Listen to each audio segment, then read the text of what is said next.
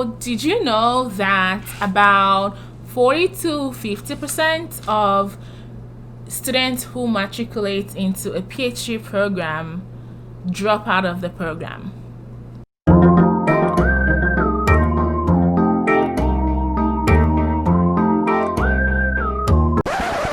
If you haven't already, don't forget to hit the subscribe button and to hit the notification bell so that you are the first to know when I post new videos.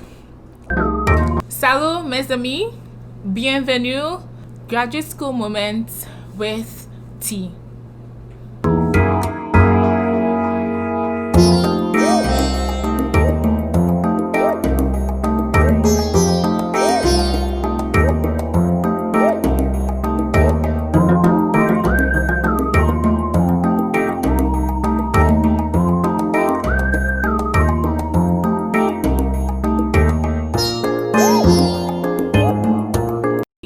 My name is Toby Oshkoya and I am a fourth-year PhD candidate of biomedical sciences.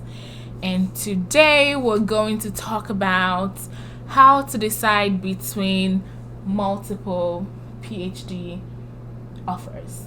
So if you see me looking down, it's because I did a little bit of research and I'm going to be sharing what I discovered with you guys.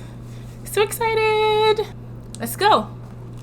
Alright, so guys, in 2018,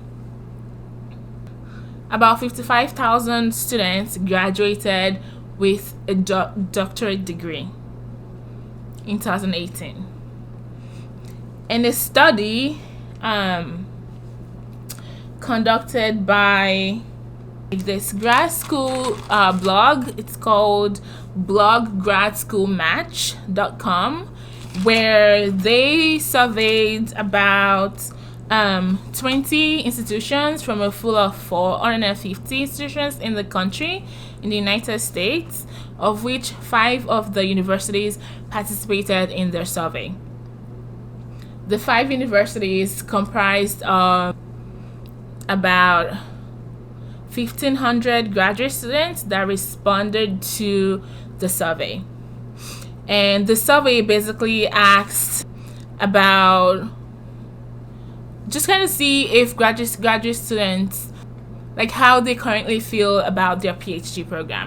And what they discovered was that 75% of graduate students would still choose their current program or school.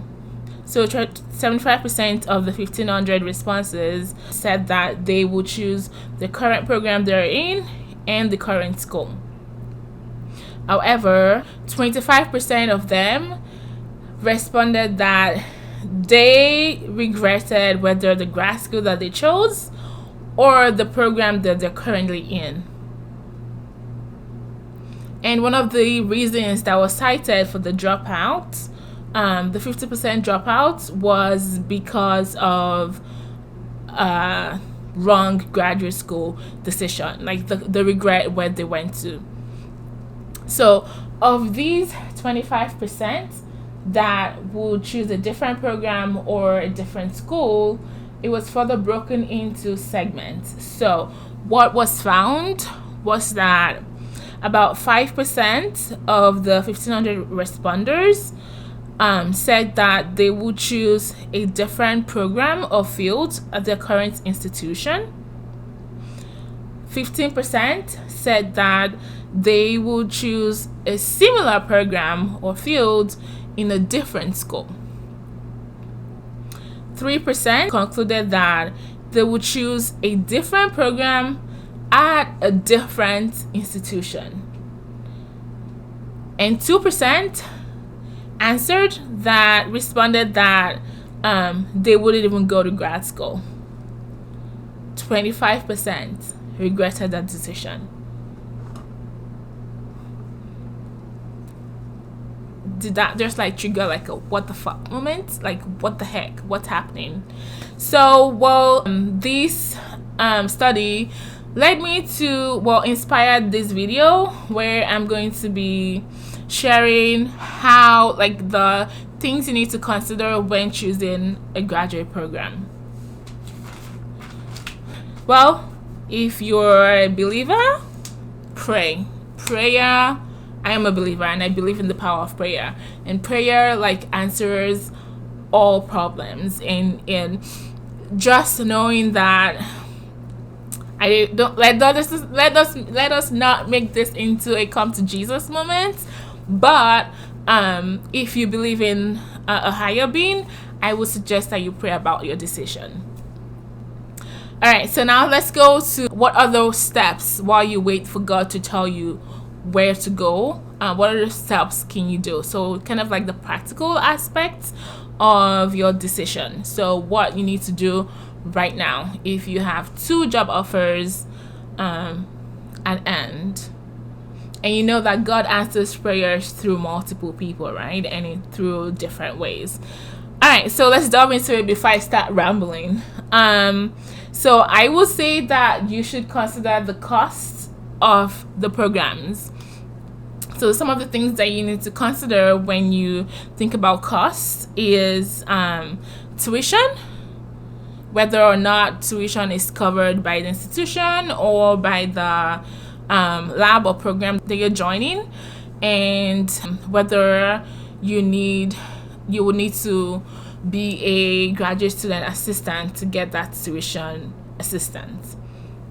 I say you should consider tuition, whether or not it's going to come out of pocket, it's going to come from your lab, or if you're going to have to be a teaching assistant to get that graduate school assistance, tuition assistance.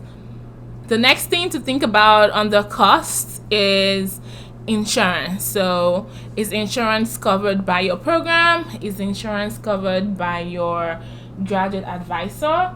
Is insurance covered by your research? Is it covered by your institution, your chair, your department, your dean? Or is it going to come out of your pocket? So that's something that you need to consider. Another thing that you need to consider is whether your study materials, your books, especially for the first year and a half when you're still taking core classes, and whether that's going to actually, if you need to get books, you can talk to students that are in the program, but that they have to get books to help them with preparing for oral qualifying exams. Another thing to consider under cost would be conference attendance. Is that covered by the department, school? Is it going to come out of your pocket? If you really want to attend a conference for professional development purposes, is it going to be covered? Will you have to scrounge up money for that? Grants and scholarships, are those available in the institution? So what I would do is make rows and columns for all these variables. So basically, you can say school 1, school 2, tuition, books, conferences, scholarships, grants. Is that covered or not? Do you have to, if you apply outside of the university and you don't get it, is that it? Is your lab going to cover it? Is your department going to cover it? Is your institution going to cover it? So those are some of the things that you need to consider. Another thing to consider, and so there is the cost aspect, and then you need to think about the compensation and the cost of living. This is the cost. Okay, so you need to think of the cost related to living expenses, standard of living, as well as potential for income. One of the things to consider is stipend. So between those 2 or 3 schools, what's the stipend? And it's not necessarily the absolute monetary amount. You have to compare that and weigh that against the cost of living of wherever you're going to.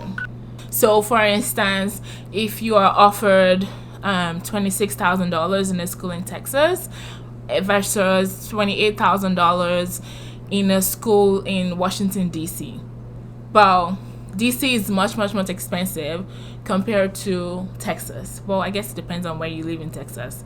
But overall, DC is more expensive than Texas. And the small $2,000 increase is not going to offset that difference in cost in cost of living. So that's something you need to consider. Yeah, the absolute value might be more, but compared to the cost of living, is it worth going there? So that's something to need to put in that row of your column where you're comparing between different schools. We talked about tuition, we talked about insurance, we talked about books, conference attendance, grants, scholarships, if those are available to you from your institution. But you also need to consider the stipend in relation to the cost of living. And another thing under cost would be free food. Everyone knows that graduate students survive on free food. Like, we have the radar to detect where free food is, so we know where meetings that are providing free food, free pizza, lunch boxes that you can take home, because we don't make that much. So yeah, so are the opportunities for free food. I mean, this doesn't even have to be a deal breaker, but you have to know whether there's a food bank in your area, in case you don't want to spend so much money on food, if there is a food bank in your school. Lastly, on the cost, you want to know if there are jobs on campus. This is particularly for international students. As an international student, you cannot work off campus, and especially for master students. PhD, it's usually discouraged. It's discouraged to work off campus. Working outside your PhD degree is discouraged. And honestly, as a PhD candidate myself, PhD student myself, I don't recommend working while doing your PhD, because trust me, your PhD, especially if it's in biomedical science, would consume your entire life. But if you're a master's student and you don't have to be in the lab all the time, like you have set hours that you have to be in lab, then, and the international students, you have to consider jobs on campus. Are there jobs for you to make extra money? Is your mentor going to cover your master's tuition? So these are some of the things to consider under cost. So that's one tab.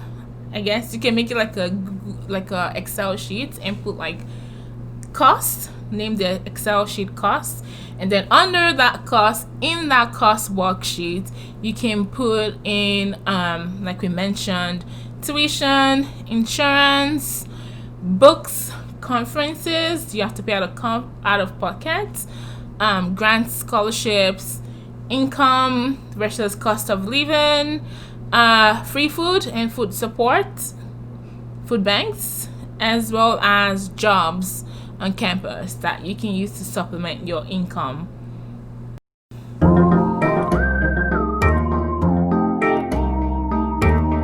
So now let's move on to the second tab that I recommend that you create when making your decision. That will be professional development.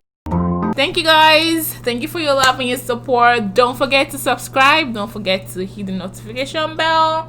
And of course, give it a thumbs up if you like it, or thumbs down if you don't. And don't forget to let me know if you consider these things when you are choosing your PhD program.